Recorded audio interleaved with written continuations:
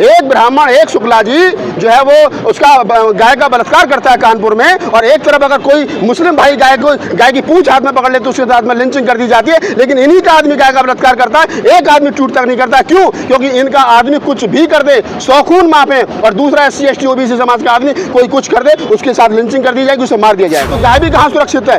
इस देश के अंदर कोई सुरक्षित नहीं है, सिर्फ एक जाति सुरक्षित है जिसका नाम है ब्राह्मण, वो सुरक्षित। अगर द्रौपदी मुर्मू को राष्ट्रपति बना दिया गया तो उससे पहले शुद्धिकरण हुआ, उसके बाद जब वो मंदिर गई तो उनको मंदिर में नहीं घुसने दिया गया, बाहर से पूजा की गई। ब्राह्मण मंत्री मंदिर के अंदर है और आदिवासी महिला जो देश की राष्ट्रपति वो बाहर से पूजा कर रही है। जाति है कि कभी जाति नहीं, महिला होना गुनाह है, शूद्र होना गुनाह है, दलित होना गुनाह है, आदिवासी मूल निवासी होना गुनाह है। और ये इस देश के अंदर जो चतुर चालाक चंड पोंगे पंडित जो बैठे हैं, पंडे बैठे हैं, वो इस षड्यंत्र को बनाए रखना चाहते हैं क्योंकि इस आधार पर उनको मान सम्मान मिल रहा है। कभी दलित फिरता है, पहले मुसलमानों की चूड़ी टाइट की गई, फिर दलितों की चूड़ी टाइट की गई, फिर किसानों की चूड़ी टाइट की गई। कुल मिलाकर के ये 12 प्रधानमंत्री नरेंद्र मोदी को जवाब देना चाहिए, और मैं तो कह रहा हूँ जवाब नहीं देना चाहिए, इस्तीफा देना चाहिए।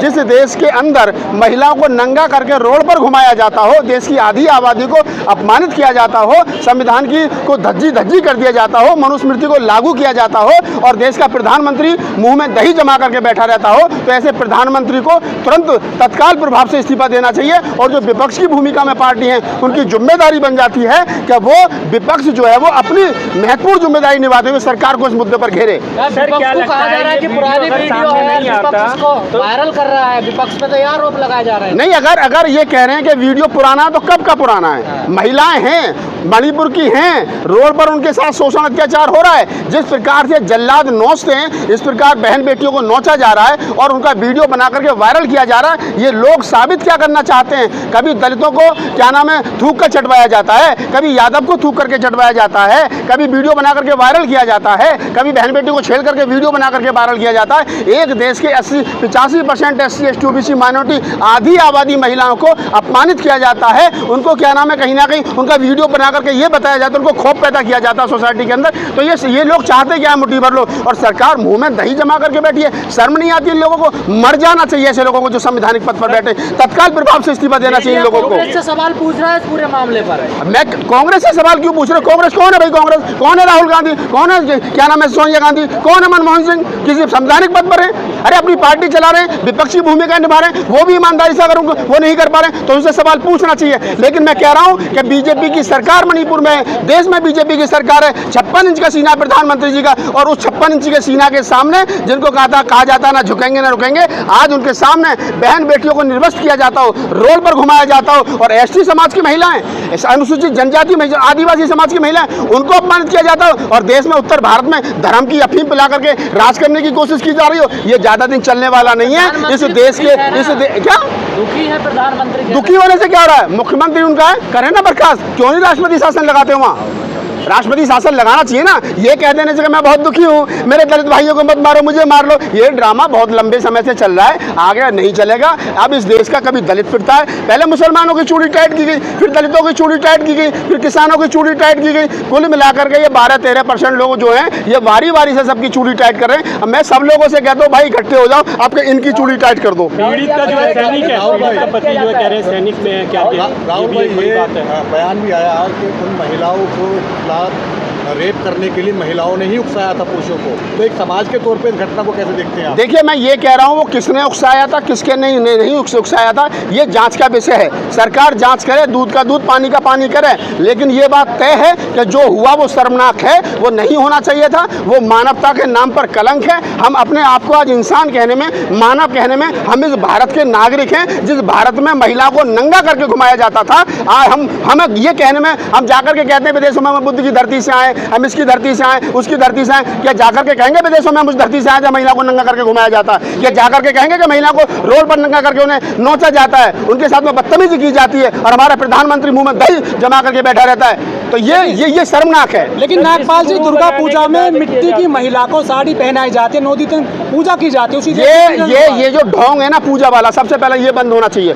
इस देश की आधी आबादी महिलाओं को अपने अधिकारों के लिए लड़ना चाहिए, उन्हें कहना चाहिए हमें नहीं पूजना भैया, हमारी पूजा बंद करो, हमारी मंदिरों में मूर्तियां मत रखो, हमारी 9 दिन पूजा मत करो, हमें मान सम्मान दो, बराबरी दो, संवैधानिक राइट्स दो, हमें बराबरी में प्रॉपर्टी में बराबरी का हिस्सा दो, बेटों के बराबर हमें समझा जाए। हम हैं क्योंकि हम इस देश की आधी आबादी हैं। जिस दिन इस देश की महिलाएं ये मांग करेंगी तो मैं कहता हूं कि निश्चित रूप से शोषण अत्याचार रुकेगा। यदि ये महिला आदिवासी को प्रताड़ित किया जाता है, लेकिन दलित आदिवासी जो है हिंदू मुस्लिम का जब कार्ड खेला जाता है तो उसका मतलब भाजपा को सपोर्ट करते हैं। देखिए, ये समझ लीजिए आप, जब जब इस देश के अंदर जाति का कार्ड खेला जाएगा, जब जब इस देश के अंदर SC ST OBC का कार्ड खेला जाएगा, इस देश के अंदर दामनी देश की बेटी बन जाती है, हिंदुस्तान की बेटी बन जाती है, क्योंकि वो सबर समाज से आती है। इस देश के अंदर मनीषा वाल्मीकि के नाम के अगर वाल्मीकि लगता ही वो देश की बेटी नहीं बनती है, वो सिर्फ शेड्यूल कास्ट की बेटी रह जाती है, और उसमें भी खासतौर से वाल्मीकि और भंगी समाज की बेटी रह जाती है। आप समझिए, ये जो चश्मा, जातिवादी चश्मा जिन लोगों ने लगा रखा है, जो बेटियों को एक तरफ कहते हैं कि नहीं साहब बेटी किसी की भी हो, सबकी बेटी है, लेकिन अगर एक सबर समाज की बेटी की इज्जत रोड पर लुटती है, उसके साथ में शोषण अत्याचार होता है, तो देश का गरीब, मजदूर, शोषित, पीड़ित, दलित, आदिवासी हर एक आदमी जो है वो रोड पर उसके लिए न्याय की मांग करता है। लेकिन यही शोषण, यही अत्याचार किसी दलित की बेटी पर, आदिवासी समाज की बेटी पर जो मणिपुर में हुआ है उनके ऊपर होता है, तो महिला आयोग भी मुंह में दही जमा करके बैठ जाता है, प्रधानमंत्री भी दही जमा करके बैठ जाते हैं, और वो तमाम संगठन जो बेटी बचाओ बेटी पढ़ाने की बात करते हैं उनके मुंह में दही जम जाती है, क्योंकि वो बेटी, वो औरतें शेड्यूल कास्ट की पृष्ठभूमि से आती हैं, आदिवासी समाज से आती हैं, क्योंकि एक तो महिला और ऊपर से आदिवासी। इस देश के अंदर प्रधानमंत्री राष्ट्रपति आदिवासी समाज की महिला बनती है। अगर द्रौपदी मुर्मू देश के मंदिर में जाती हैं तो उनको बाहर खड़े होकर के पूजा करनी पड़ती है। देश के राष्ट्रपति रामनाथ कोविंद पूजा करने के लिए जाते हैं तो उनको सीढ़ी पर पूजा करनी पड़ती है। ये बात समझनी चाहिए। पहले तो इस देश के अंदर औरत होना गुनाह है, और औरत में भी अगर आदिवासी हैं, शेड्यूल कास्ट है, शेड्यूल ट्राइब है, OBC है, तो ये डबल गुनाह है। इस देश का जातिवादी ढांचा, इस देश का पुरुष प्रधान जो समाज है, वो इस देश के अंदर महिला को कभी भी मान सम्मान नहीं देता। मैं पुनः कहता हूं कि इस देश की महिला को मांग करनी चाहिए कि हमको मंदिरों में मत पूजो, 9 दिन हमारी पूजा मत करो, हमारा कोई क्या नाम आप जागरण मत करो देवी के नाम पर, हमें हमारे संवैधानिक राइट्स दो, हमें इस देश के अंदर रहने के लिए हमारे जो मूल अधिकार है वो हमें मिलने चाहिए। मोदी जी ने तो राष्ट्रपति बना दिया, यही तो कहते हैं। हाँ, तो राष्ट्रपति बनने के बाद जाति कहाँ गई? अगर द्रौपदी मुर्मू को राष्ट्रपति बना दिया गया तो उससे पहले शुद्धिकरण हुआ, उसके बाद जब वो मंदिर गई तो उनको मंदिर में नहीं घुसने दिया गया, बाहर से पूजा की गई। ब्राह्मण मंत्री मंदिर के अंदर है और आदिवासी महिला जो देश की राष्ट्रपति वो बाहर से पूजा कर रही है। जाति है कि कभी जाति नहीं। महिला होना गुनाह है, शूद्र होना गुनाह है, दलित होना गुनाह है, आदिवासी मूल निवासी होना गुनाह है। और ये इस देश के अंदर जो चतुर चालाक चंड पोंगे पंडित जो बैठे हैं, पंडे बैठे हैं, वो इस षड्यंत्र को बनाए रखना चाहते हैं, क्योंकि इस आधार पर उनको मान सम्मान मिल रहा है। लेकिन नागपाल जी, हमारे देश में गाय ज्यादा सुरक्षित है या महिला ज्यादा सुरक्षित है? गाय ज्यादा सुरक्षित है, और अब तो गाय भी सुरक्षित नहीं है। पिछले दिनों आपने कानपुर में देखा, एक पंडित जी किस प्रकार से गाय का शोषण अत्याचार कर रहे थे, उन पर 377 में मुकदमा दर्ज हुआ। तो गाय भी कहाँ सुरक्षित है? इस देश के अंदर कोई सुरक्षित नहीं है, सिर्फ एक जाति सुरक्षित है जिसका नाम है ब्राह्मण, वो सुरक्षित है केवल। राहुल जी, जिसने ये अत्याचार किया है हम जाते, क्या मतलब है ब्राह्मण कहने का? और क्या कहें? पंडित जी कहें, पंडित जी कहें, द्विवेदी त्रिवेदी शुक्ला जी मिश्रा जी पांडे जी कहें, क्या कहें? बताओ बताओ ना। एक ब्राह्मण, एक शुक्ला जी जो है वो उसका गाय का बलात्कार करता है कानपुर में, और एक तरफ अगर कोई मुस्लिम भाई गाय की पूंछ हाथ में पकड़ ले तो उसके साथ में लिंचिंग कर दी जाती है। लेकिन इन्हीं का आदमी गाय का बलात्कार करता है, एक आदमी टूट तक नहीं करता। क्यों? क्योंकि इनका आदमी कुछ भी कर दे, 100 खून मापे, और दूसरा SC ST OBC समाज का आदमी कोई कुछ कर दे, उसके साथ लिंचिंग कर दी जाएगी, उसे मार दिया जाएगा। दलितों को सबसे ज्यादा मुसलमानों से खतरा है या फिर मनवादी सोच वाले से? दलितों को सबसे ज्यादा खतरा इस देश के अंदर गैर संवैधानिक लोगों से है, जो संविधान को नहीं मानते, यानी बराबरी को नहीं मानते, समता को नहीं मानते, मानवता भाईचारे को नहीं मानते। उनसे सबसे ज्यादा खतरा है। वो मनुवादी हैं, वो गैर जातिवादी है, वो जातिवादी गुंडे हैं, वो कोई भी हैं। जो आदमी, मैं जाति की बात नहीं करता, कोई आदमी ब्राह्मण कुल में पैदा होकर के अच्छा हो सकता है। डॉक्टर अम्बेडकर के बहुत सारे साथी ब्राह्मण थे, बाबा साहब की पत्नी ब्राह्मण थी, बाबा साहब डॉक्टर अम्बेडकर के साथी बसंत आनंद कौशल्या, राहुल क्या नाम है जो थे वो राहुल शंकराचार्य, वो तो क्या नाम था उनका, राहुल साकृत्यान, वो ब्राह्मण थे। तो ऐसा नहीं है कि ब्राह्मण बुरा, लेकिन कुल मिलाकर के ब्राह्मण चलेगा वही टाइपराइटर की तरह, लगा दबाव कहीं से लगेगा वहीं जाकर के, उसका टारगेट वही होता है। ये ध्यान रखना। दलितों में लेकिन सर, दलितों में जागरूकता आई है? बिल्कुल जागरूकता नहीं आई। अगर जागरूकता नहीं आई होती तो मैं दलित समाज में पैदा होकर के बोल रहा होता, आप सुन रहे होते मुझे। मीरा हैदर के साथ है कि खिलाफ है? कौन मीरा हैदर? मीरा हैदर कौन मीरा हैदर? सीमा हैदर। हाँ, बताओ ना, सही रास्ते पे हो ना।